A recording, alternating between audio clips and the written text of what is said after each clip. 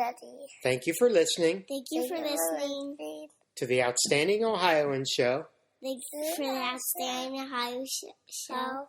Hosted by my daddy. Hosted by my daddy. Thank you, Ryan and Sawyer, for that great introduction. Indeed, this is the Outstanding Ohioans show.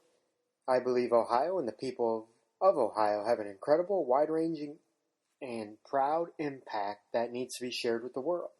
And it's always been that way throughout the history of the United States. The job of the Outstanding Ohioans podcast is to share these remarkable success stories with an intelligent and curious audience. The Outstanding Ohioans podcast connects to highly accomplished people in all walks of life and shares their secrets to success. And today we've got another great success story to share with you. Thank you for listening, and please leave your comments on iTunes, Stitcher, or the blog post. Thank you for listening. Have a great day. Hello, thank you for tuning in to the Outstanding Ohioans show. This is episode 51, and my name is Ron Siliko. Today we have a very special guest with some unique Ohio ties early on in his life. Gary Adams, who's a long-time, now retired collegiate NCAA and NCAA Division II championship-winning baseball coach, wrapped up his career coaching the last 30 years at UCLA, and is an author of several books, and one of those books in particular will probably be the main topic of our conversation today. Gary, welcome to the show.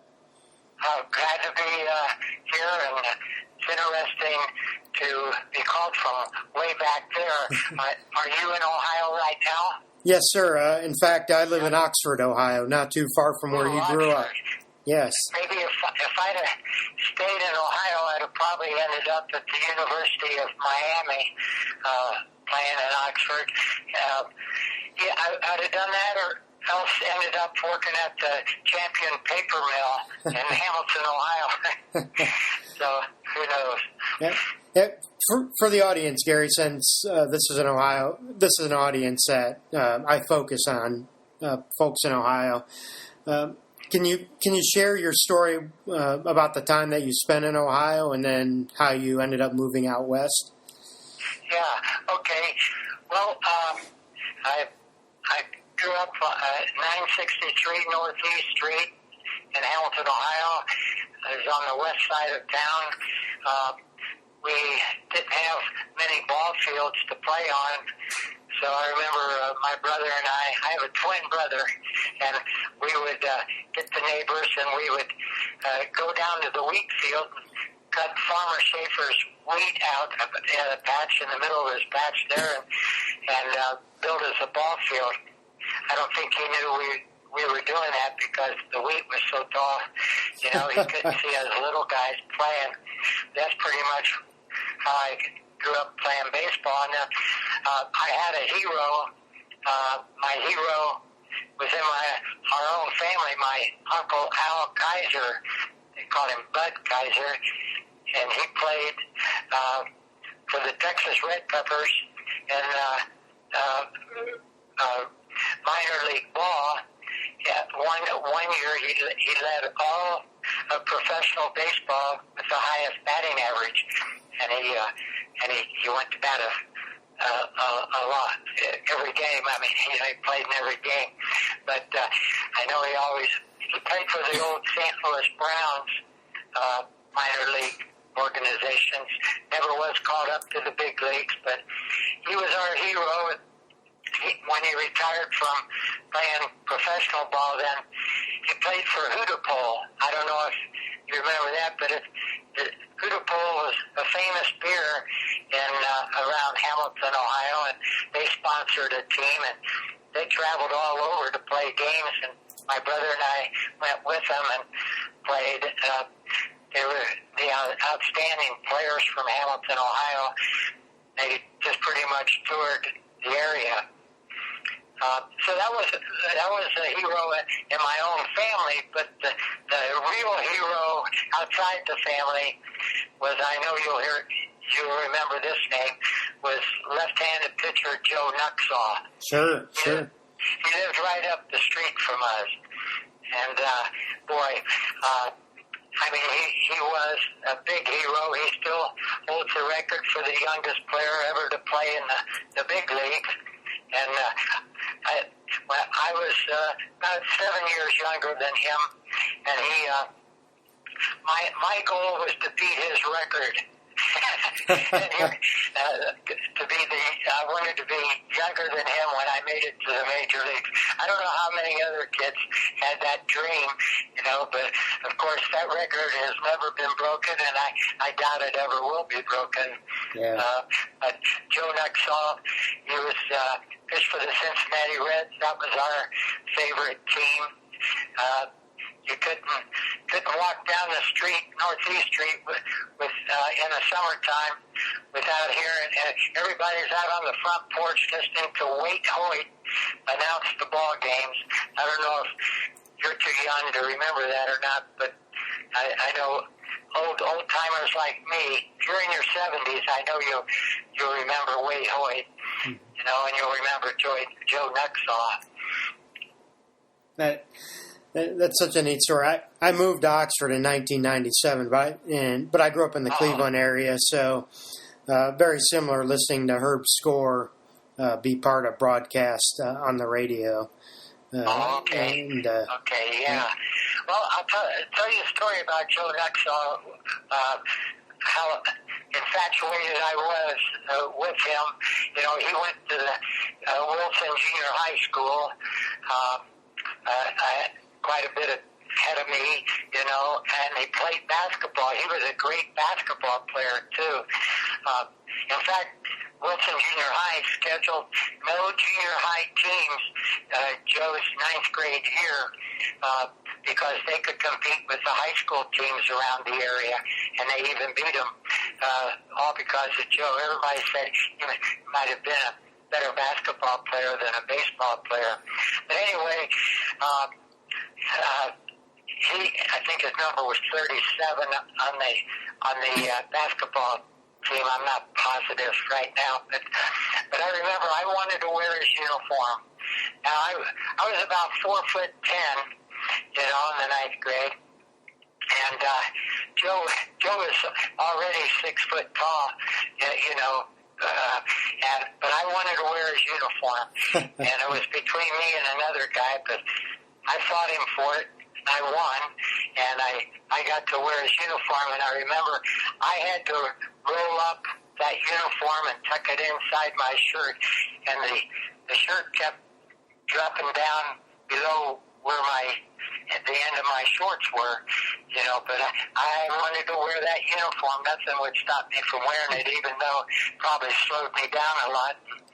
But that's how important Joe Nuxall was to me. You have such great memories, Gary, and you had such strong connections in Hamilton, friendships, etc. At what point did your family move out west, and can you share what the reason was with the audience? Yeah, well, my dad worked at Copper's Coke Company. He always described it as we make tar. It's a byproduct of Kaiser Steel mills. I don't know if you remember Kaiser Steel, but anyway, that was a big operation in Hamilton. But he worked for Copper's Coke Company, and they wanted to expand to Riverside, well, actually Fontana, California. And so they asked him, he was a foreman, actually worked as hard as the lowest guy on the totem pole, so it was kind of a shock that they would ask him. But he was a foreman. They had nobody else, he said, and they asked him to go to Fontana to work at Kaiser Steel, but also Copper's Coke Company, the division of Kaiser Steel, and we had to move. And my brother and I, we were in the middle of our ninth grade year. We really protested. We did not want to leave our friends in Ohio. And we vowed we would always be Ohio State Buckeye fans, Cincinnati Reds fans, you know, all the way through. And we pretty much were, even when we went to college at UCLA, we were still rooting for the Buckeyes. But anyway, we moved out here when we were 14, and we got into the organized baseball and basketball and football. We played all three sports, my brother and I did. But went to UCLA after high school and 1.5 years of Riverside Junior College. Okay. So, and you go to college and you play baseball. What was your career like, and what was your overall experience in college like for you? Well, we really became. We got to love UCLA, the Bruins, of course, and playing baseball at UCLA was a big thing. And one of my first memories, it was my first year I was at UCLA playing ball. I was actually a bench warmer my first year. You know, I got to play my final 2 years a lot. I was captain of the team, but anyway, my first big memory of playing ball at UCLA was when Coach Wooden came to watch us play baseball. And now he hadn't even won a national championship yet, but my brother and I always watched black and white TV. We watched the UCLA basketball games on the local television. And he was a hero to us, and he was a hero to every student that went to UCLA because they were playing in this small gym. They called it VO gym because the body odors in that place got so bad, and it was a small gym. But he won ball games, and he won the conference enough. He was well respected. But they had to play on big games. They had to play at neutral sites. The Venice High School gym was bigger than the UCLA gym, so they played in Venice. And Venice High School was closer to USC than it was to UCLA, but it was a home game. But anyway, getting back to that ball game, I remember one of my fellow bench warmers said, "Hey, Wooden's here. And we all got up and we all turned our backs on the ball game. We were in the dugout, and we looked through the peepholes in the dugout, looked up, and we could see Coach Wooden sitting there. I think all of us wanted to go up and get his autograph right then and there, but knowing John, I know what he'd have said if we'd have hopped over and said, "Could you sign our gloves or baseballs?" He'd have said, "After the game, boys, after the game." I know that's just the way it was. He wanted us to concentrate on the game. But he used to come to our games. We always seemed to pick up a little more adrenaline when he was in the audience watching us, you know. But he loved baseball. And I gotta tell you this story too. This is in my book. Early in the book, I never did meet Coach Wooden when I played baseball at UCLA.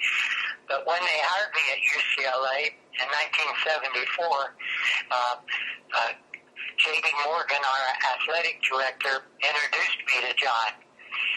And when I reached my hand out to shake hands with him, I said, "Pleased to meet you, Mr. Wooden." I called him Mr. Wooden. And he said, "Well, Gary, you know you're coaching my favorite sport." And I said, "Baseball?" I couldn't believe baseball was his favorite sport. I knew he liked it, but I figured basketball must be his favorite sport. But he said, "No, baseball has always been my favorite sport." And some people thought I was a better baseball player than a basketball player. Yeah, but anyway, Coach Wooden and I got to know each other pretty well after that. he always wanted to talk about baseball. Hardly ever did we talk about his sport, basketball. He wanted to talk about baseball. And when he retired, so I was hired, and it was his last year. My first year at UCLA was his last year of coaching the Bruins. They won the national championship in the academic year 1974-75, and that was my first year. But as it turned out, Coach Wooden and I became office mates because my athletic director, J.D. Morgan, called me into the office and asked me if I would mind sharing my office with Coach Wooden to make Coach Wooden feel welcome to come back anytime he wanted to, because they know he was getting so much fan mail, and he always answered every letter that he could, and they wanted him to have a desk to write on. But can you believe that? They asked me, when he asked me that, I told my athletic director, how much do I have to pay you? So anyway, Coach Wooden and I, we ended up, he would come almost every day to the office, and we'd talk baseball. He was actually my mentor. I wish I would have listened to him even more, but anyway, maybe I'd have won more games. But he was a teacher of baseball and basketball. But we shared that office for about 8 years, and and when his wife died, Nell was his wife. He stopped coming to UCLA. I think it brought back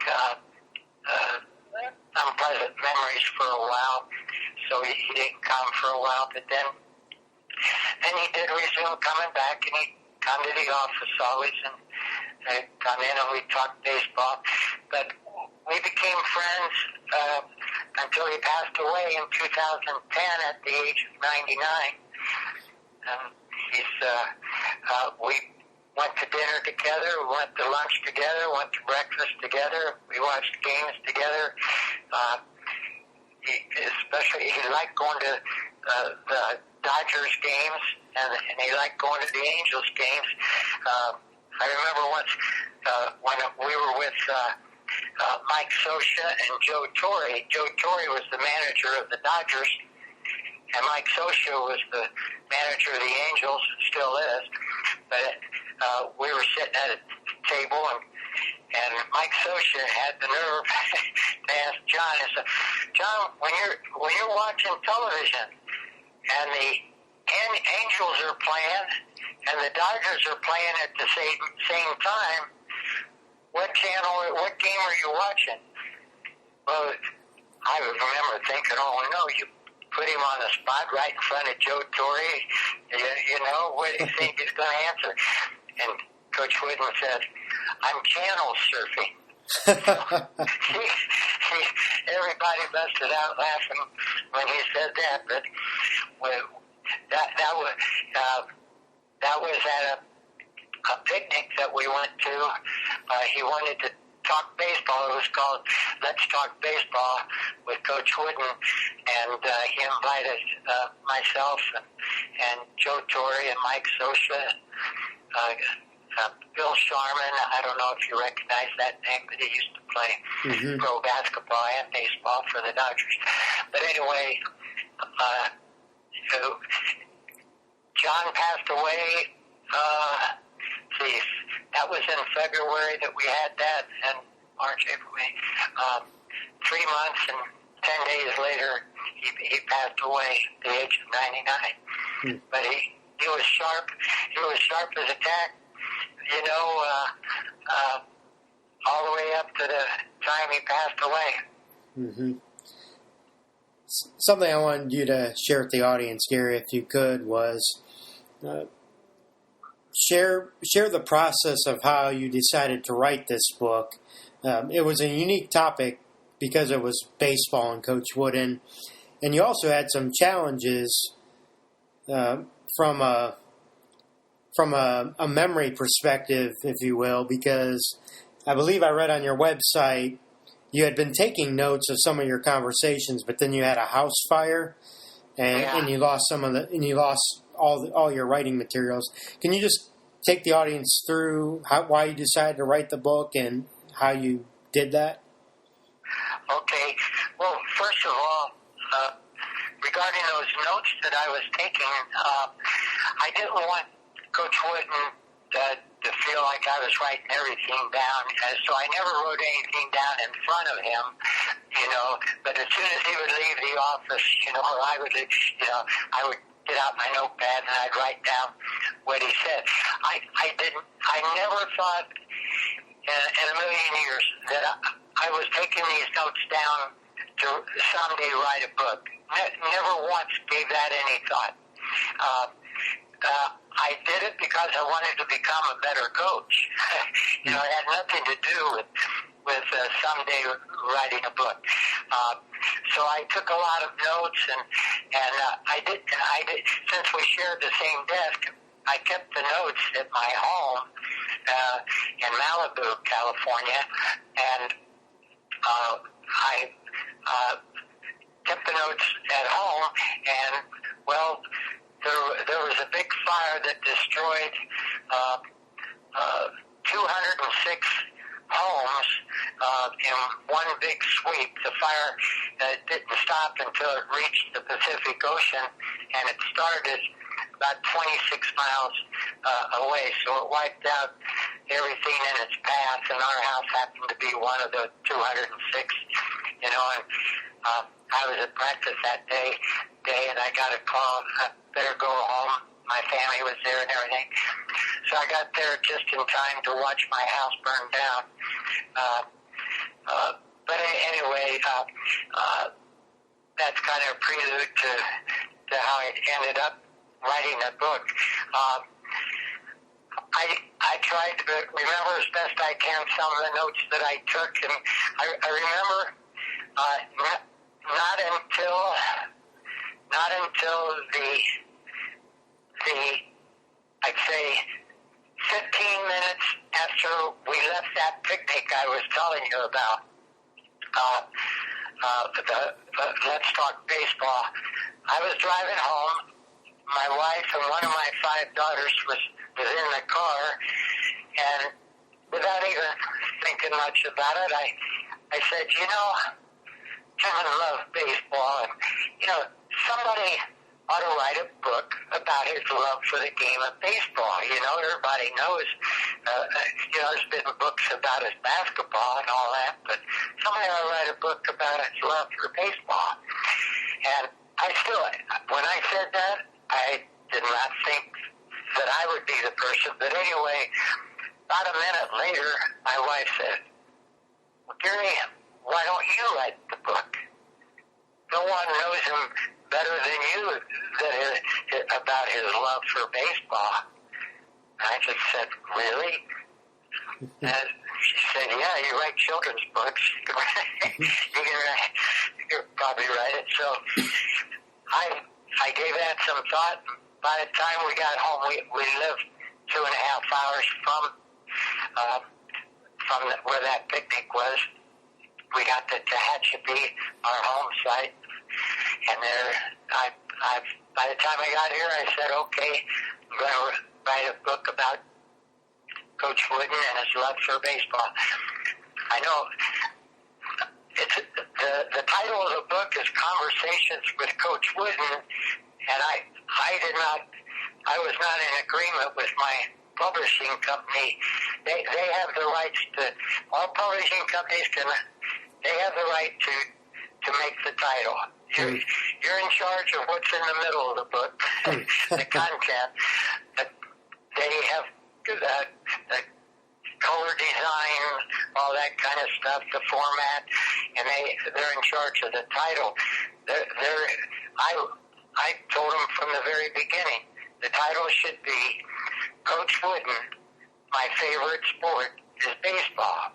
Because I wanted it to reach the baseball audience. Mm-hmm. But I lost that argument, and I argued about it. I guess that stalled the progress a week or two. You know, I'm pretty easy-minded, and I was anxious to get the book published. I didn't want that to stop it, you know. But as it turned out, on Amazon and on all the book things, it's considered a basketball book. But really, for your audience out there, if they're baseball fans, they're going to appreciate the book a lot more than the basketball fans. Not that the basketball fans won't, because basketball is certainly included, but baseball is the main theme. And I still, to this day, I wish it had been called Coach Wooden. My favorite sport is baseball, but that's life. You got to bend. So I bend. When people talk about Coach Wooden, and something I've had conversations with, I've coached sports before. Discussions I've had is, I would argue that he made more impact after he retired because of all the books he wrote on leadership and coaching, those kind of things. Of course, he had the pyramid of success that he published when he was coaching. I know you incorporated the pyramid, and you talked about having conversations with him about being a better coach. Can you share with the audience the leadership philosophy that you created from those conversations, through your experiences, and helping use the pyramid to craft your philosophy? Well, his pyramid of success, I asked him, why'd you do this? He said, I wanted something simple for my players to know what I expected from them.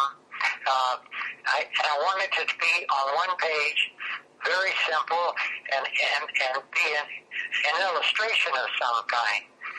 And he said he had a coach in high school that used a ladder that explained that coach's philosophy. And he said he thought about using a ladder, climbing up the ladder to success and all that.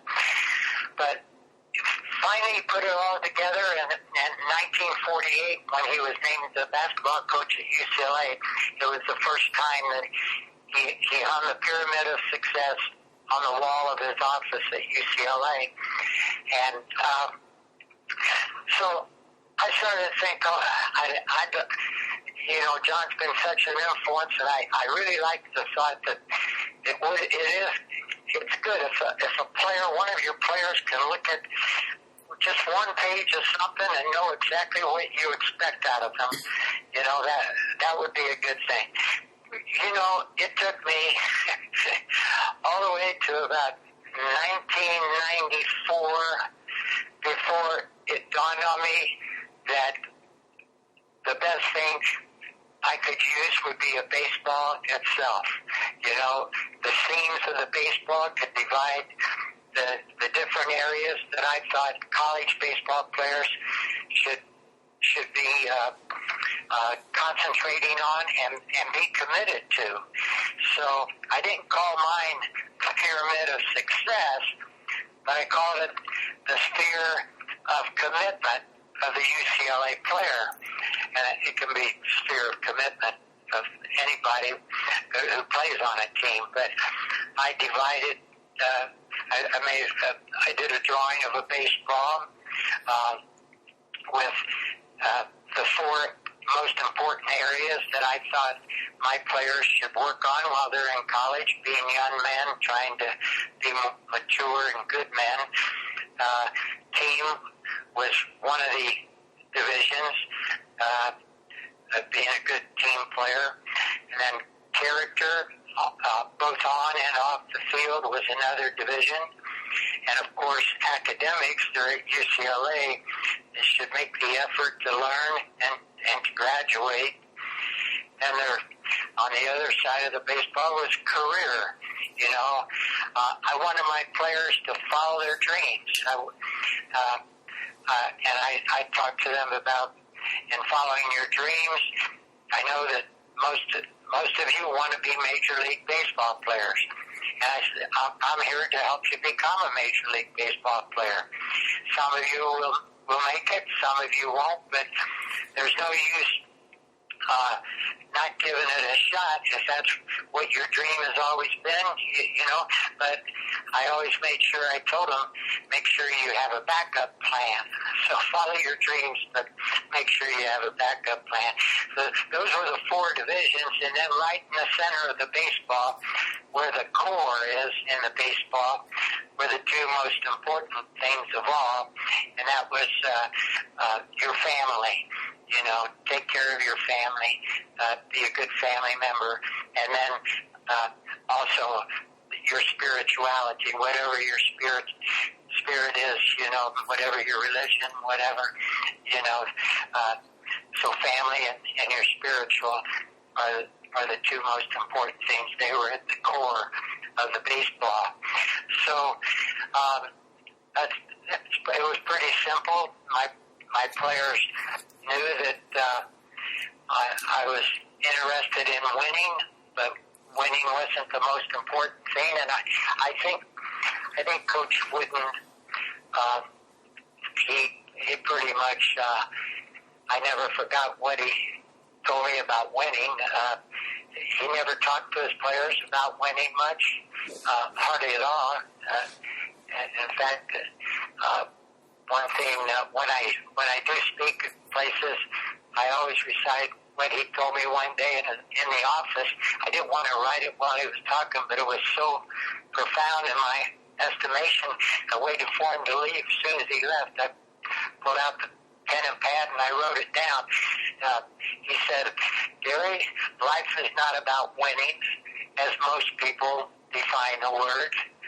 Life is about trying to be the best you can be. And when your best doesn't quite cut it, how quickly you can recover and learn from it. Never forgot that. Always told my players that. So that's certainly one thing that I took from him. So, but I remember one day I did ask him, I said, Coach, you know, everybody says, Gary, did you ever hear Coach Wooden talk about to his players about winning? And so I asked him, I say, John, everybody says you always tell them you never spoke to your players about winning, you know. He said, that's true, Gary. I didn't. I hardly ever mentioned the word win. I said, that's hard to believe, John. And he said, well, they did know I hated to lose. So, anyway, that's how John put it. Mm-hmm. But I don't know. I borrowed. I guess I should say I stole a lot of things from Coach Wooden, you know. But I think you were so right, Ron, when you said that he was just as great. I think you even said probably more great after he finished coaching, with all of his speeches, lecturing, and wisdom that he imparted to everybody. Mm-hmm. And I've always said too, Coach Wooden, he was voted by the Sports Writers of America, ESPN, and Sports Illustrated as the greatest coach of the 20th century. And I've always said he was also the greatest ex-coach of the 20th century. So you and I are certainly in agreement there. And yep, certainly. And he not only imparted his wisdom with words, but he lived it through his example, you know. So he always said it, the best way for your players to learn, you know, from you is by your example. So that's why when I was younger anyway, I always ran. If I was punishing my players for some reason, usually when they didn't show up for study hall or something or class, I would make them run, and I would run with them, and I've always been in good condition, and I knew when I got tired that they had to be almost ready to drop. So they hated it when I said follow me, but I think a coach has to lead by example. I never liked the vision of a coach standing on the sidelines with a whistle in his mouth and making his players, run. I always wanted to join them, in the things that I could do. Anyway. That's a great example. And you mentioned his impact. I could tell you, I have a 5-year-old and a 3-year-old son, and one of their favorite books is, 3 of their favorite books are the Inch and Miles book series that Coach Wooden wrote. Yes, that's right. Talking about the pyramid, and they love those books, and they're great books. Yeah, and we get. Funny, this wasn't by plan, but Coach Wooden never dreamed that he would end up being an author of nonfiction books and an author of children's books. I never dreamed of that either. Never dreamed that I would be asked to speak, places about baseball and about Coach Wooden, how to play the game or whatever, and he spent all of his time doing that after he retired. So our lives have been pretty similar. The biggest difference has been his winning percentage was way better than mine. Something I'm curious about. I know, well, at least based on things I've read, that Coach Wooden was very modest. In Indiana, he's still regarded as one of the 5 top players ever to come out of the state for basketball. Did Coach Wooden ever talk about how good of a baseball player he was with you? He told me how they wanted Cincinnati wanted to sign him to play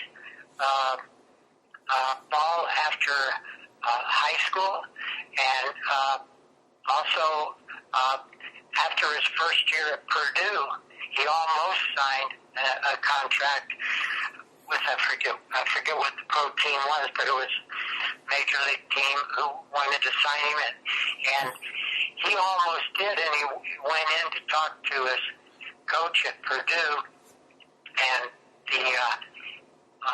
his coach talked him out of it.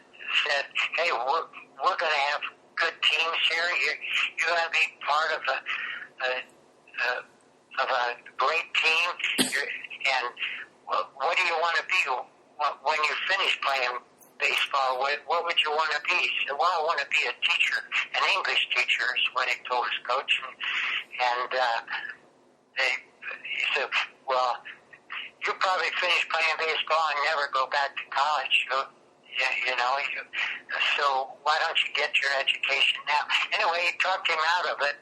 And then also Coach Wooden, later on, and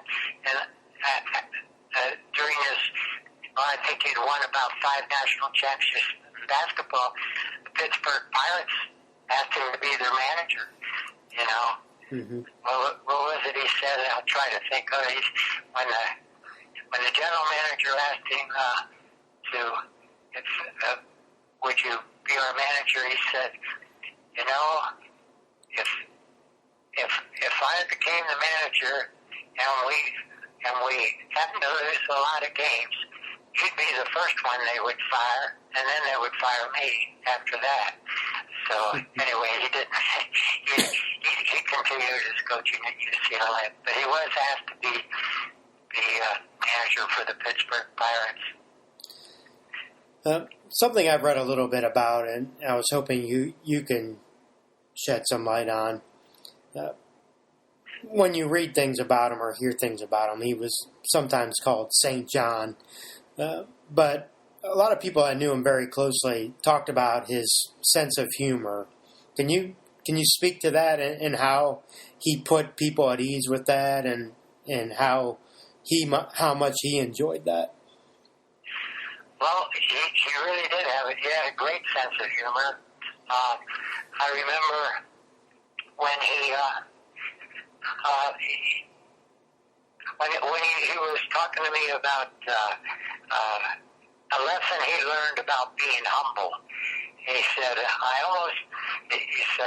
I started to, I had an opportunity to lose that humbleness once when we won our first national championship in 1964. So we won 33 games that year. We had just didn't lose a single game. We beat, I think it was Duke in the final game by 15 points. And he said, I was feeling really good about being the national champions and really feeling good about myself. He said after that game, and I woke up the next morning, they were back, it was in Louisville, Kentucky, where the games were played. He woke up in the hotel, and it was Easter morning, and his wife, Nell, and he were going to go to church on Easter, and John said, Gary, I was still feeling good about myself, thinking, all the accomplishments that had come my way and everything, winning a national championship. And he said, Mel and I walked out the hotel, and we were standing on the sidewalk waiting for the bus to take us to church. And all of a sudden, I felt something go splat on top of my head. And I bent over to Nell. I reached up, and it was kind of wet and gooey. And I said, Nell, what is this? She says, well, it's white, sort of. So, well, I looked up just in time to see a pigeon fly across the way behind the building, and I told Nell, the good Lord's trying to tell me something, not to ever let this go to my head. So that was a story he talked about being humble, and I know it always got some good laughs when he told that story. One of my favorite stories in your book, if you could expand on it a little bit more, and if I don't get the title right, I apologize. It was something about a beanball war with Arizona State, and Coach Wooden, how he asked you how that went down. Can you share that with the audience? Phew, wow, that's 2 chapters in my book. So I have to really condense that. I don't know if you remember a player named Troy Gloss. Sure. Yeah, I know he played at UCLA. He was an All-American, and he still holds the conference record, most home runs and everything. Anyway, we were playing Arizona State, and in Troy's first 5 at-bats in the series against ASU, they hit him 3 times, and the last time they hit him in the head, and he was knocked out for a little while at home plate and had to go to the hospital, I always thought it was intentional. In fact, I got thrown out of the game arguing with the umpire because the umpire, that was the 3rd time he had been hit, and the umpire didn't do anything, didn't throw the pitcher out, didn't throw the coach out, anything. So anyway, that was down at Arizona State, and then they came a 3-game series, and then they came up to play us a 3-game series. And I knew that my players,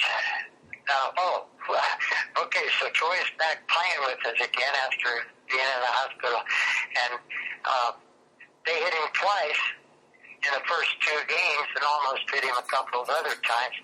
Anyway, they were going after him again, I mean, he was our best hitter, and he was, if you're going to try to win at all costs, that'd be the guy you didn't want to play against you. Anyway, going into the final game of the series, the third game of the series, the sixth game of our time of our games with ASU, I knew our players were getting pretty hot, and I was afraid there might be something going on that I wouldn't be able to control if I didn't do something about it.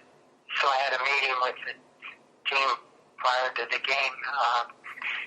Let me take care of it. We are going to retaliate. I know how you guys feel, but we're going to take care of it. We're going to take care of it early, and I don't want anything done afterwards. You just play baseball and beat these guys. So I went to my starting pitcher. He was warming up in the bullpen. His name was Pete. I said, Pete, I want you to drill the first batter on the first pitch of the game. I want you to hit him. I want you to aim from the waist down. Don't hit him in the head. You better not hit him in the head. You got to hit him from the waist down. But we got to send a message to ASU that we're just not going to sit by and not retaliate. And he said, okay, Skip, I'll do it. In fact, he was happy to do it. Anyway, first pitch of the game, he told me there, I was more scared of you than I was. He hit the guy in the head. So he bounced the ball in front of the guy, and the guy just crow-hopped over it, so he missed him, but the ball landed about 3 feet in front of the batter. Next time he hit him right in the butt, and the batter went to first base. The umpire knew what we were doing because we missed on the first pitch. We got him on the second pitch. So anyway, make a long story short, I got thrown out of that game, and so did my pitcher. But anyway, Coach Whitman, I told him this story, and I don't think he was real happy about it, but he understood. He understood, and there was, but Ron, the time that he and I disagreed on what to do is when one of our players, and this was against Arizona State, hit a grand slam home run. The ball went over the fence, but it hit a big trash bin, and bounced back over right into the hands of the right fielder. And the right fielder the umpire said the right fielder caught it on a fly before it went over the fence. Right fielder threw the ball in, and they touched third base with the ball. The umpire called that runner out. They touched second base with the ball, called that runner out.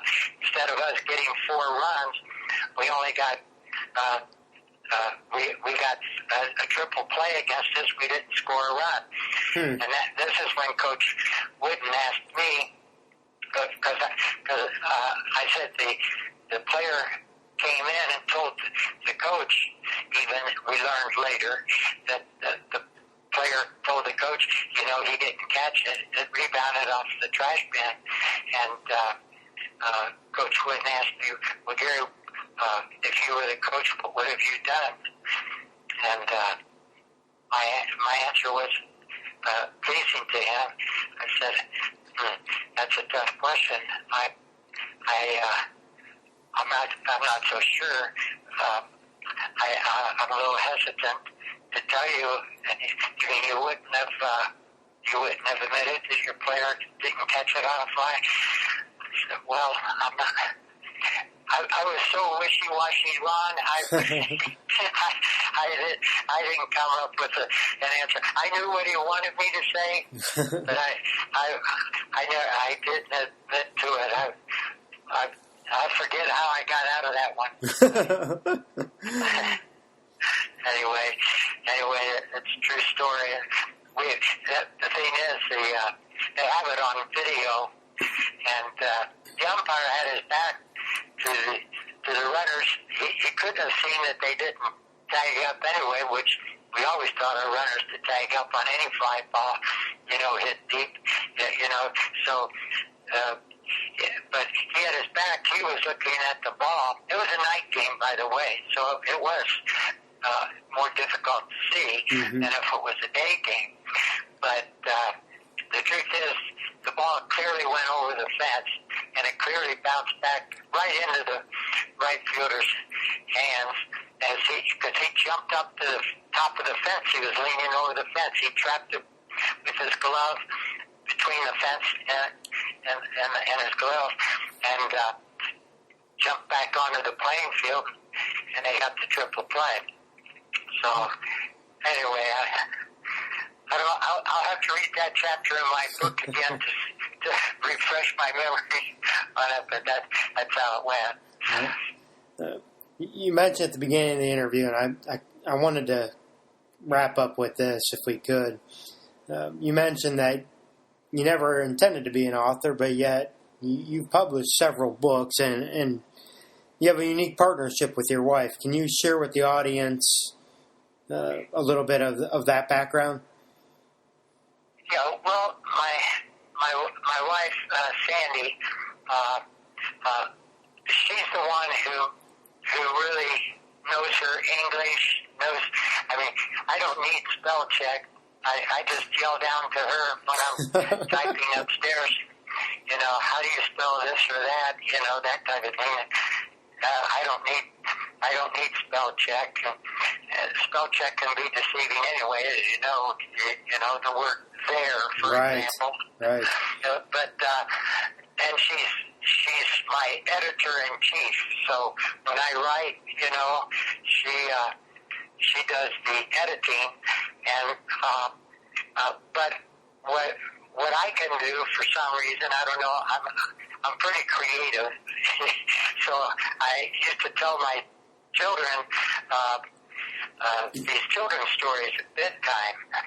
And when I got older and they got older, they said, Dad, you ought to, write books, tell these stories in books, So that's why so I can create the story, but I always, when I'm finished writing it, thinking that, that's perfect, everything's done, I show it to Sandy, and then she makes thousands of corrections.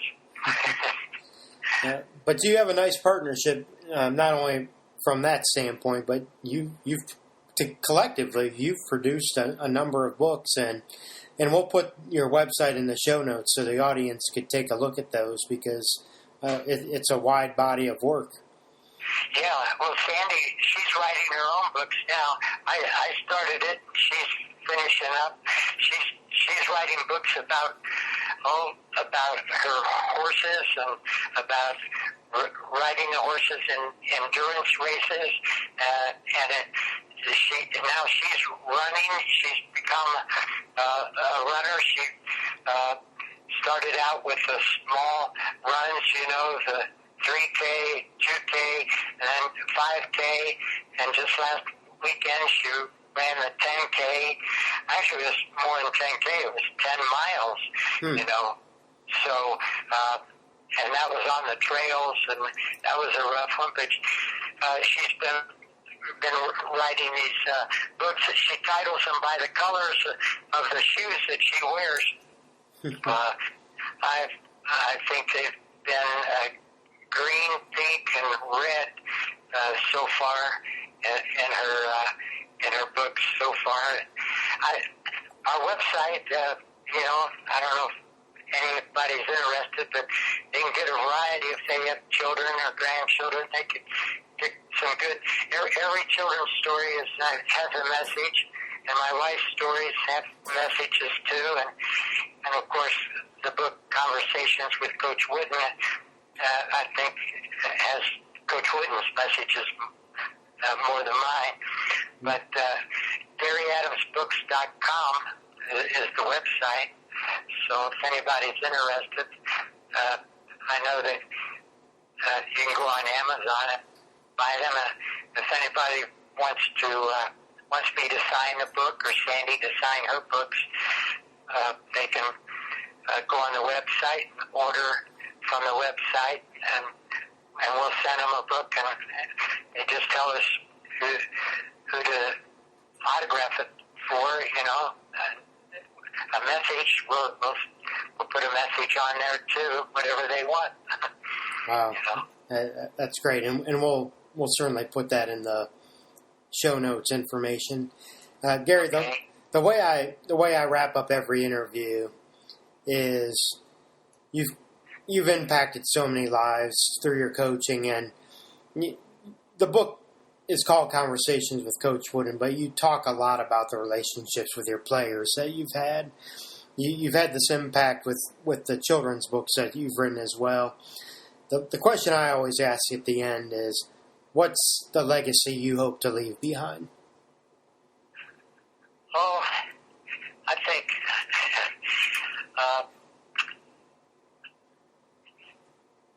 think I'd like to leave behind that people remembered me as a normal person who was considerate of others.